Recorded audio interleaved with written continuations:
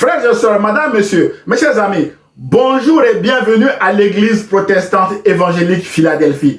Ici votre bien-aimé, pasteur Célestin Zouga. Grâce soit rendue à notre Dieu, le Père de Jésus-Christ, qui nous permet de pouvoir partager sa parole encore aujourd'hui. Nous sommes toujours dans notre série de messages sur « Laissez-moi vous témoigner de la grandeur de Dieu ». Et le titre de notre message d'aujourd'hui est « Courage, Dieu est avec vous ».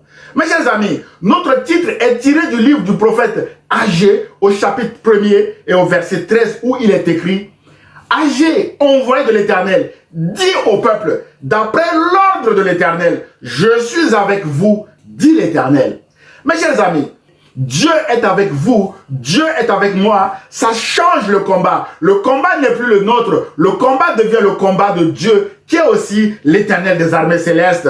Ainsi, nous nous réjouissons d'ores et déjà avant la fin du combat, par les paroles de cette chanson qui dit que Dieu a une armée qui se lève pour lui obéir. Dieu a une armée qui se lève pour le servir.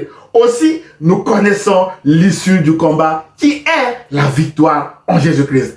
Ainsi donc, ma bien-aimée, 3 points seront abordés dans ce message comme affiché à l'écran. Le point numéro 1 sera le contexte de la déclaration de l'Éternel à son peuple. Je suis avec vous.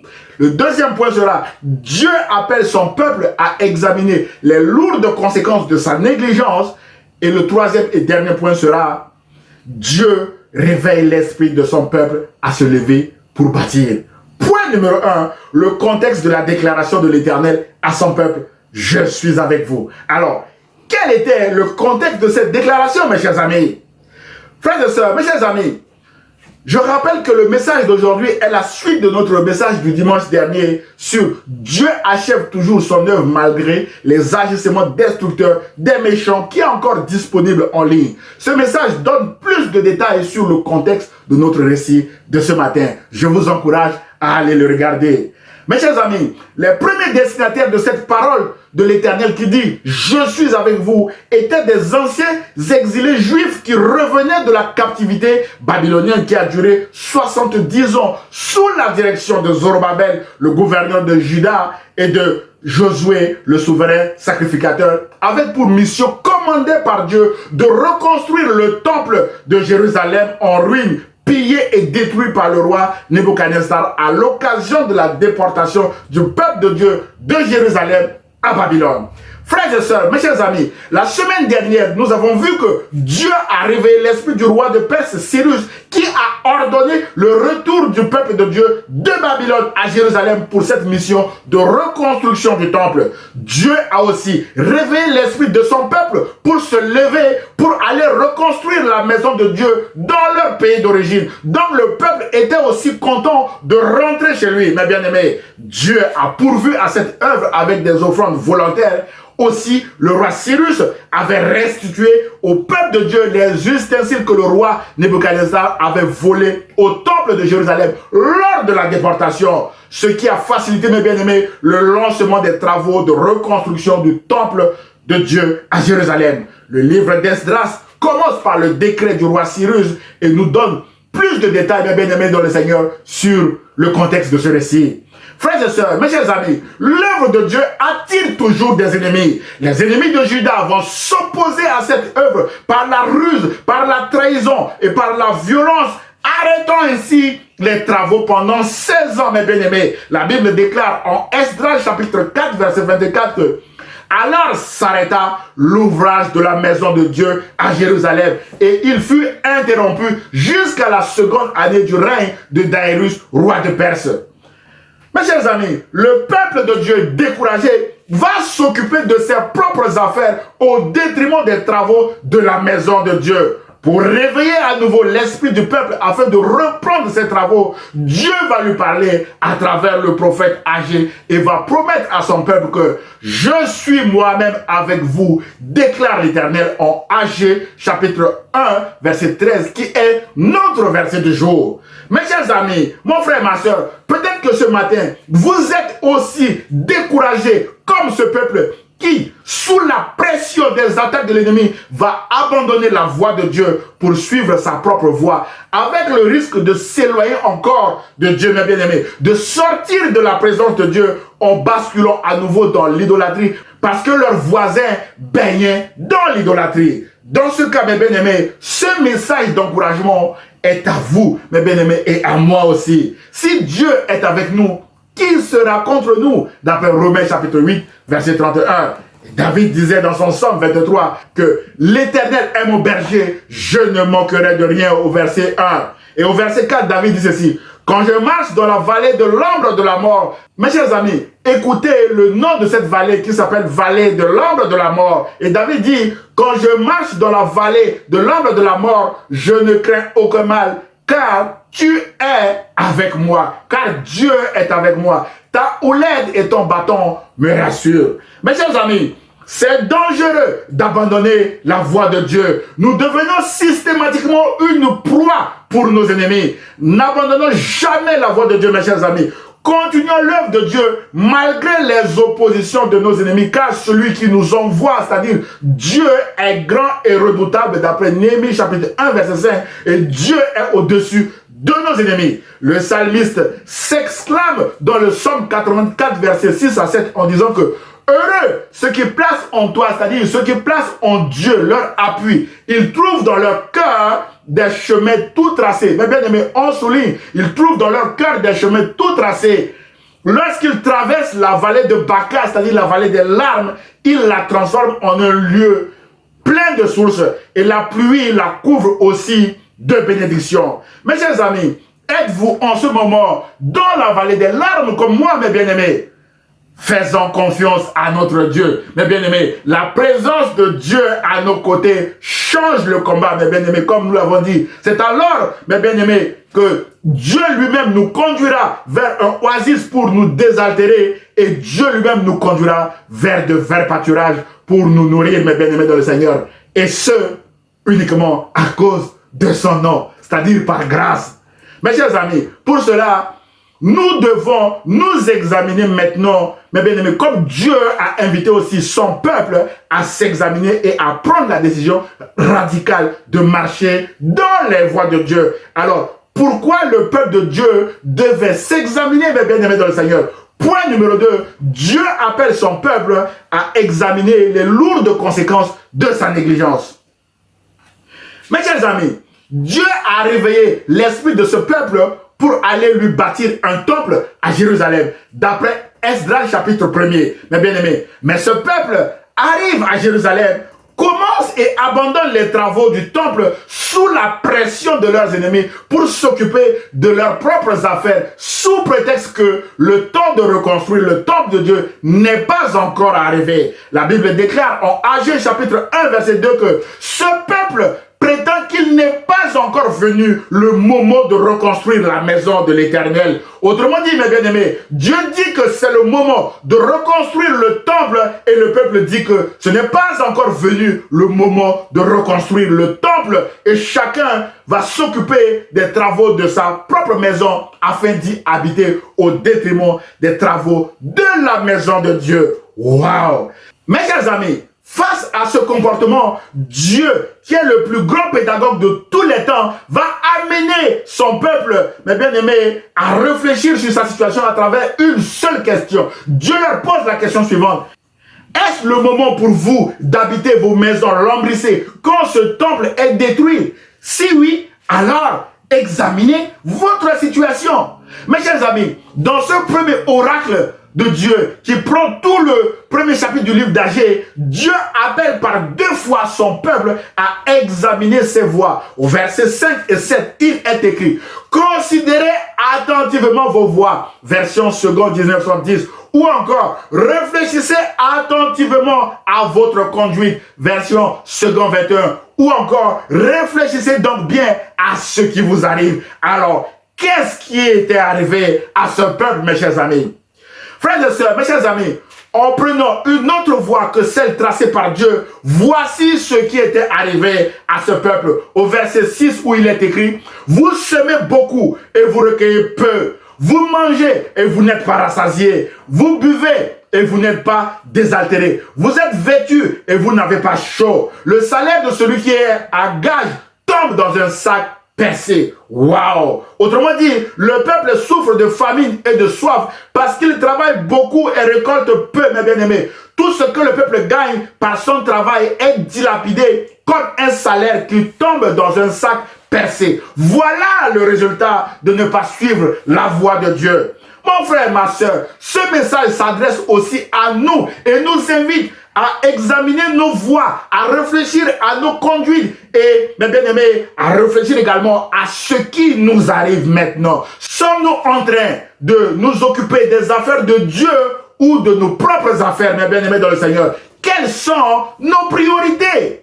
Peut-être que Dieu vous a dit que c'est le moment de lancer votre projet pour la gloire de son nom. Et vous dites que ce n'est pas le moment, comme le peuple de Dieu, mes bien-aimés, vient de dire à Dieu ici. Mes chers amis, le moment de Dieu n'est pas notre moment. Les voies de Dieu ne sont pas nos voies. Les pensées de Dieu ne sont pas nos pensées, mes bien-aimés. Sommes-nous dans la voie de Dieu ou sommes-nous dans nos propres voies, dans nos propres pensées ou dans nos propres projets? Le peuple de Dieu n'était pas dans la voie de Dieu à payer de lourdes conséquences, mes bien-aimés. Les résultats de leur propre voie étaient catastrophiques. Pourquoi? Voici la réponse de l'Éternel en Agé chapitre 1, versets 9 à 10. Mes bien-aimés, il est écrit, vous comptiez sur beaucoup, peuple, et voici, vous avez peur. Vous l'avez rentré chez vous, mais j'ai soufflé dessus. Pourquoi? Dit l'Éternel des armées, à cause de ma maison qui est détruite. Tandis que vous vous empressez chez vous. C'est pourquoi les cieux vous ont refusé la rosée et la terre a refusé ses produits. J'ai appelé la sécheresse sur le pays, sur les montagnes, sur le blé, sur le mou, sur l'huile, sur ce que la terre peut rapporter, sur les hommes et sur les bêtes et sur tout le travail des mains. Waouh! Dieu a appelé la sécheresse sur tout, mes bien-aimés dans le Seigneur. Mon frère, ma soeur, lorsque nous nous éloignons de la voie de Dieu, nous séchons parce que Dieu, l'Éternel lui-même va souffler sur nos affaires, mes bien-aimés. Dieu lui-même va appeler la sécheresse sur nous et nos activités. Et Dieu va aussi nous refuser la rosée, mes bien-aimés. Autrement dit, lorsque nous nous éloignons de la voie de Dieu, Dieu nous refuse aussi la rosée sur notre travail, sur nos finances, sur notre activité, sur notre santé, sur notre mariage, sur notre société, sur notre association, ou sur tout ce qui nous appartient, mes bien-aimés. Le refus du moment de Dieu ou de la voie de Dieu a de lourdes conséquences sur nous, mes bien-aimés. Alors, soyons obéissants à la voie de Dieu. Mon frère, ma soeur, dans ce récit, il est question de reconstruire le temple de Dieu, mes bien-aimés. Et le peuple a refusé pour faire autre chose avec les lourdes conséquences que nous venons d'évoquer. La Bible déclare en 1 Corinthiens chapitre 3 verset 16 à 17 que ne savez-vous pas que vous êtes le temple de Dieu et que l'Esprit de Dieu habite en vous? Verset 17. Si quelqu'un détruit le temple de Dieu, Dieu le détruira, car le temple de Dieu est saint et c'est ce que vous êtes, mes bien-aimés. Mes chers amis, notre corps est le temple du Saint-Esprit et la question de ce matin est: quel est l'état de votre corps en tant que temple de Dieu, mes bien-aimés? Peut-être que votre corps en tant que temple de Dieu demande à être reconstruit parce que le Saint-Esprit ou l'Esprit de Jésus n'y est plus, ou parce que vous n'avez pas encore accepté Jésus, mes bien-aimés dans le Seigneur, comme votre Seigneur et Sauveur, afin que son Esprit vienne habiter dans ce temple qui est votre corps. Mon frère, ma soeur, Jésus est prêt à entrer maintenant, mes bien-aimés, dans votre corps, qui est le temple du Saint-Esprit. C'est le moment de laisser Jésus entrer et construire ce temple qui est votre corps. C'est le moment de Jésus et non le vôtre. Ne faites surtout pas comme le peuple qui a rejeté le moment de Dieu. Acceptez-vous maintenant que Jésus entre dans votre cœur et fasse de votre corps son temple, mes bien-aimés dans le Seigneur. C'est à ce moment-là que vous témoignerez de la grandeur de Dieu avec la rosée des cieux qui viendra arroser votre travail, votre santé ou tout ce qui est séché en vous. En plus, Jésus vous donnera aussi la vie éternelle qui est le plus merveilleux des cadeaux. Alors, répondons favorablement à l'appel de Jésus ce matin. C'est dans votre intérêt, mes bien-aimés, c'est dans notre intérêt de marcher avec Jésus. Mes chers amis, nous venons de voir que le peuple de Dieu a séché parce qu'il a pris une autre voie que celle que Dieu lui a tracée. Reconstruire le temple de Dieu. Alors, comment Dieu va-t-il remettre son peuple sur la bonne voie? Cette question nous amène à aborder le troisième et dernier point. Dieu réveille l'esprit de son peuple à se lever pour bâtir son temple. Mes chers amis, Dieu aime la proximité avec son peuple, raison pour laquelle Dieu tient à la reconstruction du temple qui symbolise cette proximité. C'est ainsi que Dieu va parler à son peuple à travers le prophète Agé au verset 8 du premier chapitre en disant « Montez sur la montagne, apportez du bois et bâtissez la maison. J'en aurai de la joie et je serai glorifié, dit l'Éternel. » Mes chers amis, 3 verbes d'action sont utilisés ici. Montez, apportez et bâtissez. Le temps utilisé aussi est un impératif. Mon frère, ma soeur, c'est un impératif et non une option de laisser Jésus bâtir notre corps en tant que temple afin que son esprit puisse y habiter. Pour cela, nous devons collaborer avec Jésus comme le peuple ici est invité à collaborer, mes bien-aimés dans le Seigneur, avec Dieu, à être en action, mes bien-aimés. Après ce commandement de l'Éternel, la Bible déclare au verset 12 que Zorobabel, Josué, le souverain sacrificateur et tout le reste du peuple entendirent la voix de l'Éternel. Mon frère, ma soeur, entendez-vous ce matin la voix de Dieu, mes bien-aimés? Il dit, tout le reste du peuple entendirent la voix de l'Éternel, leur Dieu, et les paroles d'Agé, le prophète, selon la mission que lui avait donnée l'Éternel, leur Dieu. Et le peuple fut saisi de crainte devant l'Éternel. Mon frère, ma soeur, entendez-vous la voix de Dieu? Êtes-vous saisi de crainte pour Dieu en considérant la mission que Dieu vient de vous confier? À savoir, reprendre votre ministère, reprendre votre projet ou encore laisser Jésus entrer en vous afin de vous reconstruire si vous n'avez jamais accepté Jésus encore comme votre Seigneur et votre Sauveur. Mes chers amis, la première bonne nouvelle de cette collaboration avec Dieu est que lorsque Dieu confie une mission à une personne, Dieu lui-même est avec cette personne. Dieu lui-même l'accompagne, mes bien-aimés. Dieu sera son protecteur et son guide, mes bien-aimés. La Bible déclare en Agé chapitre 1, verset 13 que Agé, envoyé de l'Éternel, dit au peuple d'après l'ordre de l'Éternel, « Je suis avec vous, dit l'Éternel. » Mon frère, ma soeur, ce message nous encourage à ne pas abandonner nos projets sous la pression des méchants ou des ennemis de la croix, car Dieu lui-même est avec nous pour nous défendre, pour nous protéger et nous faire un chemin là où il n'y a pas de chemin, mes bien-aimés. Alors, obéissons à la voix de Dieu, mes bien-aimés, par crainte de Dieu. C'est alors que Dieu sera lui-même avec nous et nous témoignerons aussi de sa grandeur, mes bien-aimés dans le Seigneur, face à nos Goliaths.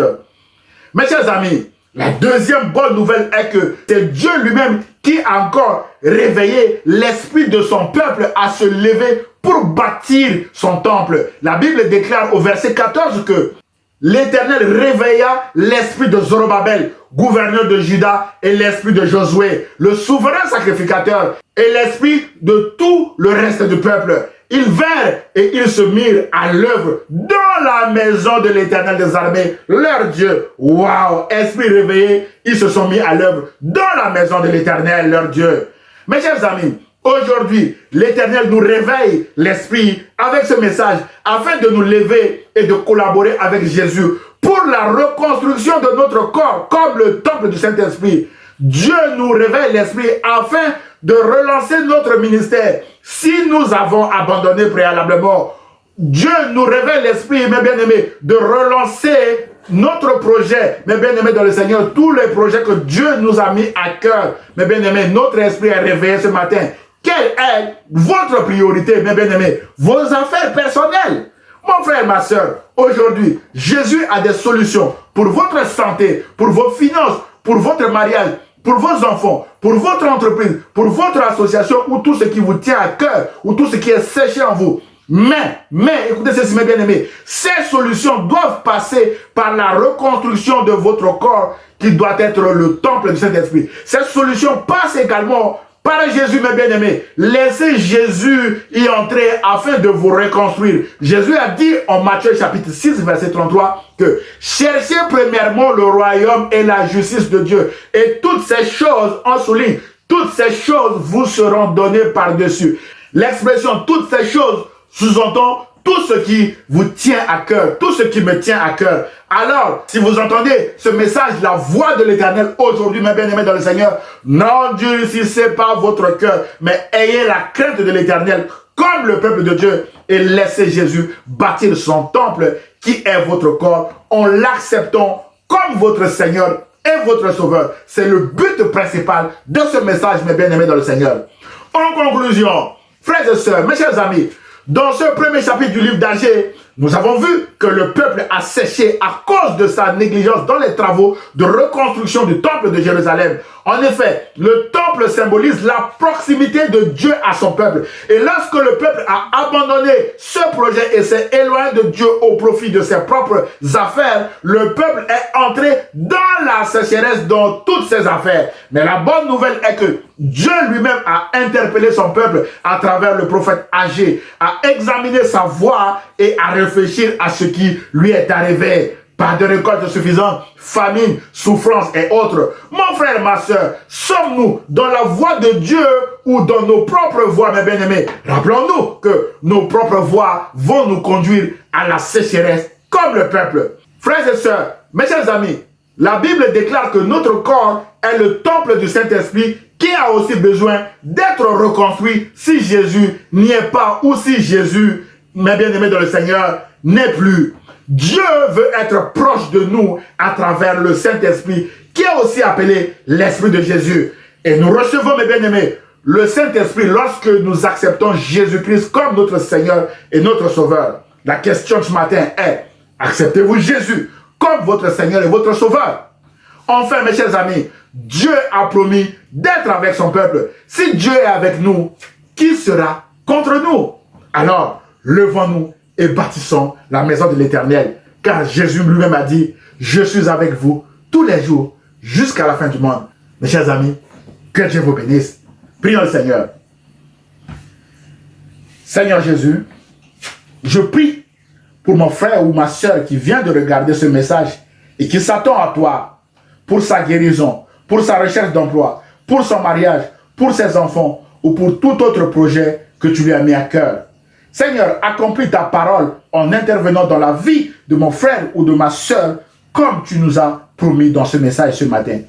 Et je prie aussi que, Seigneur, tu puisses t'occuper des méchants qui sont sur nos chemins. Nous prions que, Seigneur, tu puisses les éloigner de nous en les faisant descendre en silence dans le séjour des morts. Je prie au nom de Jésus et le peuple de Dieu répond Amen.